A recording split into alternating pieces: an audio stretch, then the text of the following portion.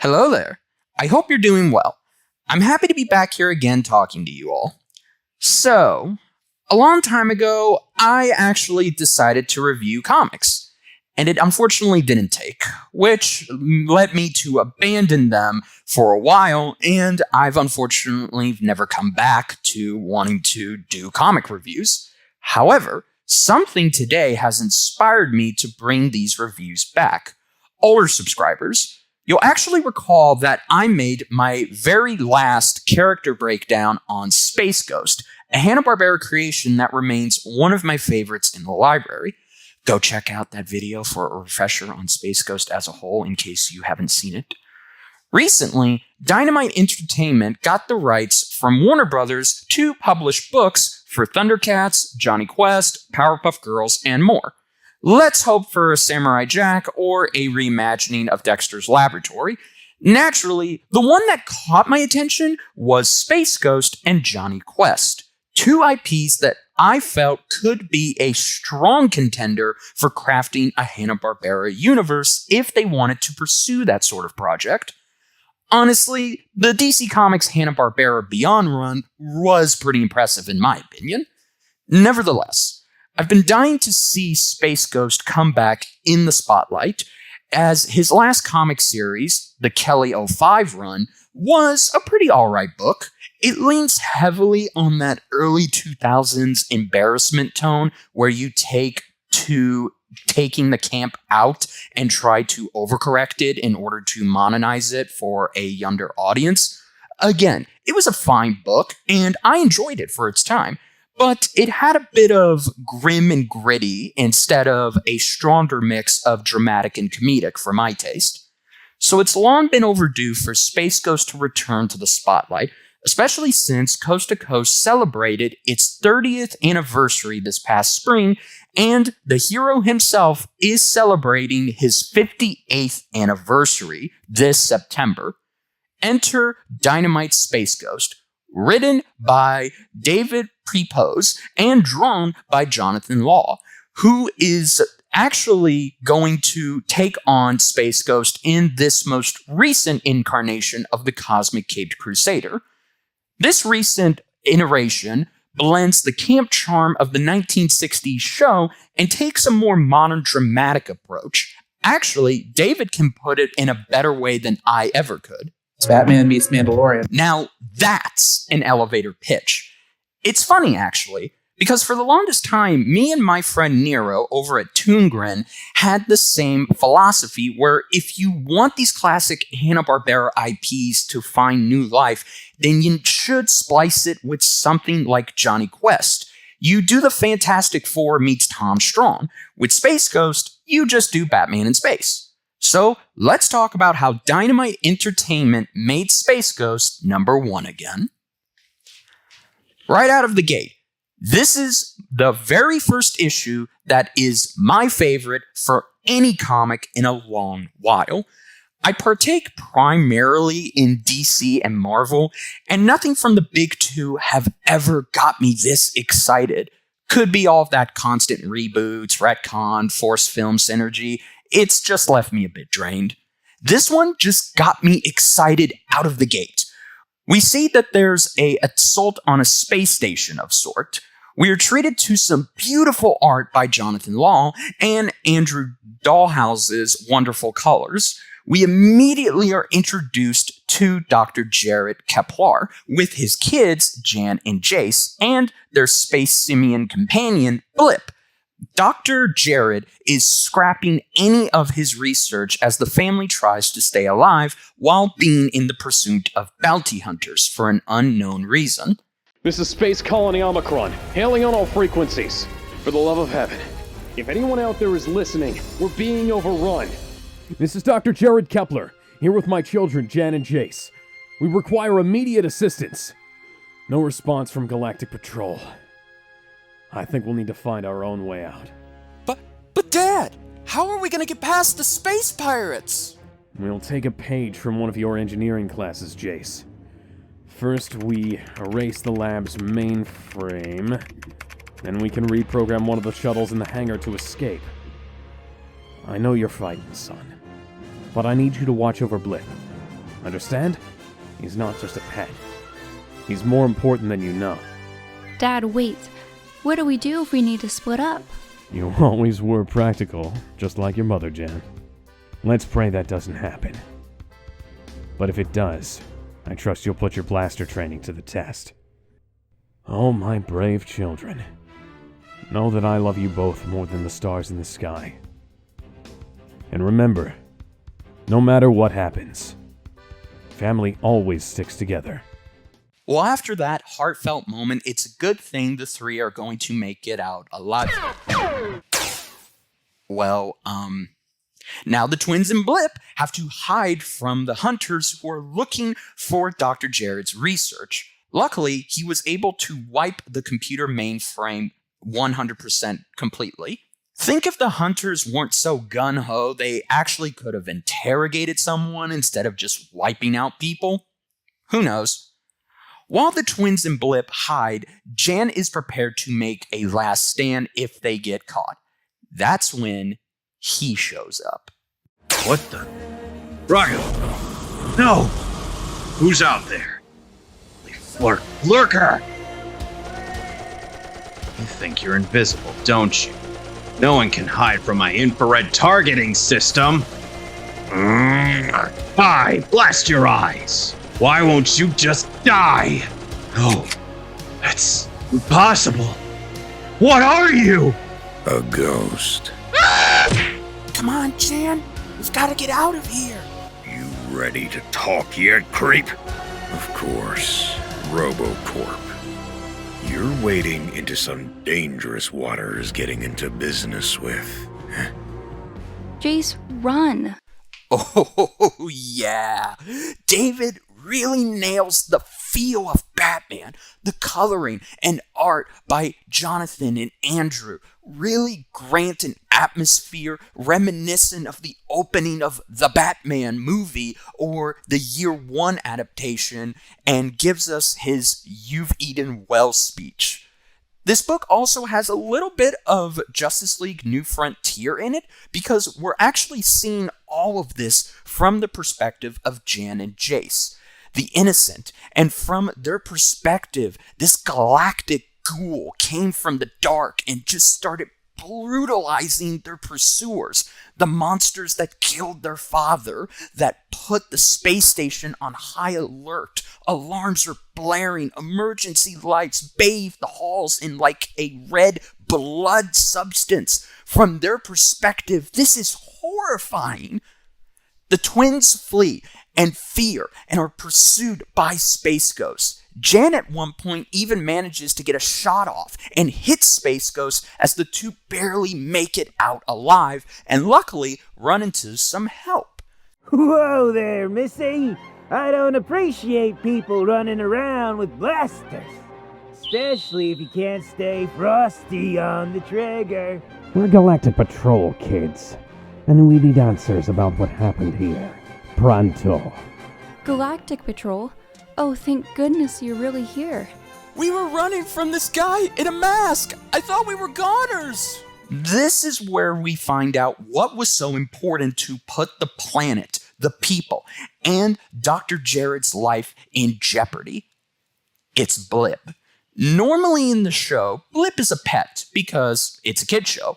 In this reimagining, Blip is essential to the Doctor's plans, as he has developed an advanced neural implant that can help Blip learn and adapt much faster than any other being, meaning this could revolutionize brain medicine or even artificial intelligence. Basically, David decided, you know what Space Ghost also needed was? Planet of the Apes. Nice. The twins entrust this information to their saviors, but unfortunately, these rescuers are anything but. Now, if you haven't seen the original show or Coast to Coast, then you'll be unfamiliar with these two, but for the rest of these are just some familiar faces that we can all look and just be happy they're here. This is Sisto and his brother Brak. Yes, that one. The brothers aim to kill the twins and snap Blip, but Space Ghost doesn't agree with that plan. I shouldn't be surprised, but payroll must be tight for Galactic Patrol to be in RoboCorp's pocket. I shot you. Yeah, kid. Lucky for you, you left it set for stun. I've heard stories about you, pal. You're the Space Ghost, ain't ya? People say you're some kind of phantom. Others think you're a cop who went AWOL. It don't matter to me what you are. I'm betting you can still bleed. Kids, get down! Jan! I'm okay, Jace. Now take Blip and go. Get after him, Brother Sisto. The small fry's getting away. Not a problem, Brother Brak. I'll haul him back in a flash.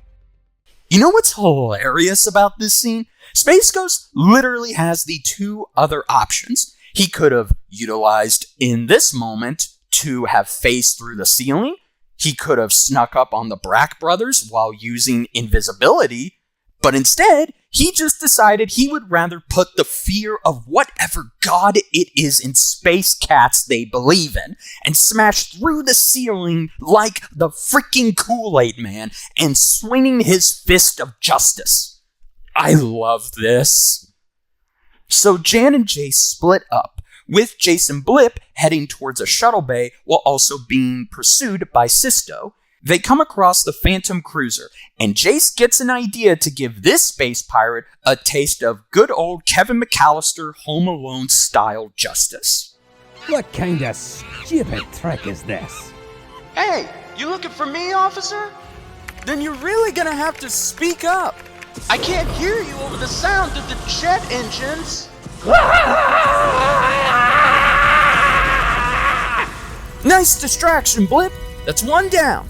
Now we can circle back and help rescue Jan. This moment reminded me of how our teen sidekicks would take down each foot soldier using the environment to their advantage, but this just takes it to a whole new level.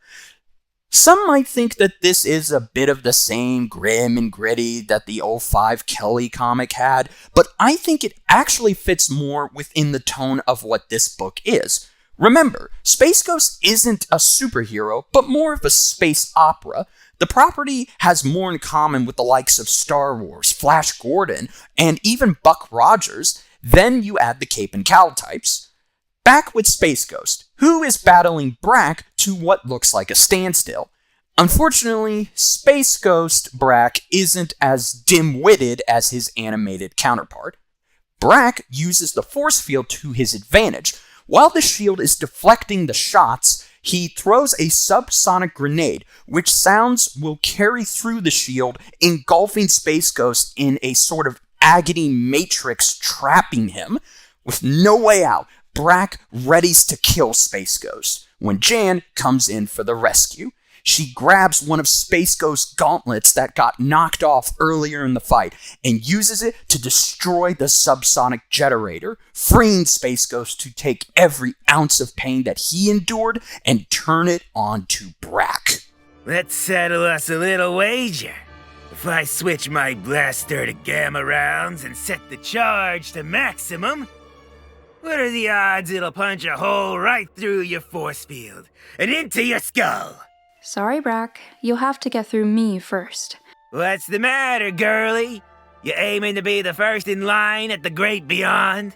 No, I don't appreciate people messing around with blasters, especially if you can't stay frosty on the trigger. No! That tears it! Ain't nobody getting between me and my target, runt! And I mean nobody! There won't be any targets where you're headed, Brak. Not after you spend the next 6 months in traction! After this crazy sci-fi adrenaline-fueled ride, we get a quiet moment where the twins take everything in. David captures the sense of dread that after the wild space opera action, there is a hint of sadness. This is what space operas are defined by, their war element, and what this issue was a war. David captures the sense of dread so very much that not only on a planetary scale, but more likely that what comes later, because on a personal one, a small humble space station was descended on by pirates and hunters, all for this one little piece of technology. The twins are now orphaned. The friends they may have had on the station are long gone, and if they didn't get out by shuttle, in some ways they would have still lost their father, which is very similar to Dick Grayson and the loss of his parents at the night of the circus when they were killed by Tony Zuko. So for Jan and Jace, this looks like it's their darkest moment, but it's always darkest before the dawn. No! Jace, I think I almost died. We're safe now, Jan. Everything's going to be all right. No, I don't think anything's going to be all right again. Dad's dead, the colony gone, the Galactic Patrol is after us. It's just you, me, and Blip. There's no one left to help us, Jace. Everyone else is gone. No, not everyone. I'm here. Issue 2, if you can believe it, somehow manages to top and turn everything up to 11, mainly with the writing of the characters. So we actually are going to start with an origin for a man who lost his wife and daughter. This man is named Dax. Who he really is will be explained shortly. Space Ghost and the twins managed to get back to the ghost planet after they had escaped the space station in the previous issue. In this version, the ghost planet is more desolate than how it's usually been depicted in the past iterations. Once we're in, the main headquarters is like a hybrid of the Batcave with a strange architecture followed by a main computer. And we also get a little bit of the Fortress of Solitude, as there are all types of creatures and highly advanced technology around. Space Ghost tells the kids he has 3 rules so they don't get in his way while he tries to find out who is after Blip, and it is coming off as a bit abrasive. But our hero clearly has his walls up for some reason. Also, there are some pretty funny exchanges with Jace and Space Ghost. Which also, we're getting to show more of the different elements for the twins that I mentioned earlier. Jace really likes technology and is fascinated by its capabilities, even coming up with the classic name of the gadgets Space Ghost uses from the original show. Jan, not being able to find something good to eat, goes up to Space Ghost wanting to get some proper food, which leads to a great exchange between the two that even David admitted was his favorite when it came to writing both Jan and Space Ghost in this moment. But furthermore, we actually get to see a payoff for the opening origin of Dax. Warning. Hey, Space Ghost. Can this wait? Listen, I don't mean to be rude, but expired rations aren't going to cut it for us. If Jace and I are staying here, we'll need fresh supplies. I already told you. Until we learn RoboCorp's plans, it's not safe to leave. Oh, really? My dad was just killed by space pirates. But you know what's just as dangerous? 2 kids and a monkey starving to death inside your creepy bachelor pad. That's enough, blast it! Just let me deal with the asteroid field first. Then we can talk dinner plans after, okay? Fine. Yeah, fine. Everything's just fine. Who are you kidding, Dax? Nothing's been fine for a long time. Yep, that's right. Space Ghost is Dax. And oh my goodness, what a great new origin for this character. Okay, granted, we've had many. We've, of course, had the Tad name adopted from Space Ghost Coast to Coast and carried on into the previous 05 run, and Space Ghost has even gotten new name changes in the Hanna-Barbera Beyond comics, but I liked this one because of the idea of it being a tragedy in how a man became a space superhero. We even get to see a Batman-style flashback where Dax fashions his tools and his ship, and it looks like that he takes the flag from his planet and uses this not only as the symbol, but potentially as the fabric pieces of his costume. Back on the ghost planet, Jan and Jace figure out that Dax eventually did have a family, and they can't understand what happened to him to make him this way. They also can't find out what exactly happened to the planet, as Jan does some research and comes up with the information that this planet was deemed uninhabitable because of high radiation. Jan actually wants to study up to see on what she can find, which leaves Jace to take Blip out for some fun. Unfortunately, this doesn't end well, as Jace and Blip come across a strange creature that actually looks like the fire kaiju from the pilot episode from the original series.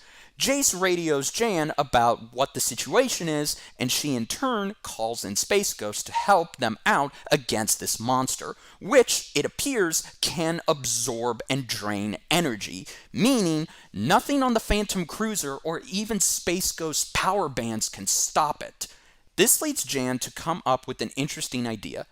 She gets Jace and Space Ghost to lure the monster towards the communication tower and overload it with radio waves, blasting it into the next solar system, as Jan puts it. Once again, I cannot stress enough how Jan and Jace are able to think on their feet and come up with a different method of approaching a battle scenario in combat. We get to see Jace be the more daredevil person, and we also get to see Jan think of a solution and try and go off of that plan. Also, this was a great way to show the new team dynamic, and it is personally my favorite new interpretation of the trio and how they operate as a team. Speaking of this issue, it ends with Brak realizing that although he is a powerhouse and a strong warrior, he's not invincible, so having teammates can keep him safe. But it's deeper than that. Space Ghost lost his family in a horrible way, similar to Jan and Jace. The trio have a common pain. Dax has been given a second chance for a new family, and he decides to symbolically take these kids in and keep them close by, to train them, to keep them so they don't die, while also promising that they will never have to carry the same burden that he's been holding on to. It's a very powerful lesson in which I never thought Space Ghost would teach us. Just because we lose the people we love doesn't mean that love should be abandoned or closing off our hearts to the idea of helping. Those who could be going through the same pain we're experiencing, we can teach them how to move on and to live on to another day in the sun, because it's what the people we lost would have wanted. Life doesn't have to end. It can begin anew. And I think Space Ghost and the twins can help teach us this lesson again. But now we can listen more clearly than we ever did before. Whoa! Are those what I think they are? Yeah, Jace. But no flying inside the base. I don't understand, Space Ghost. Why are you doing this? It's simple, Jan. I do this to protect the innocent. No, I mean, why are you doing this for us? Because sometimes just being innocent isn't enough. Sometimes you need training to keep people safe.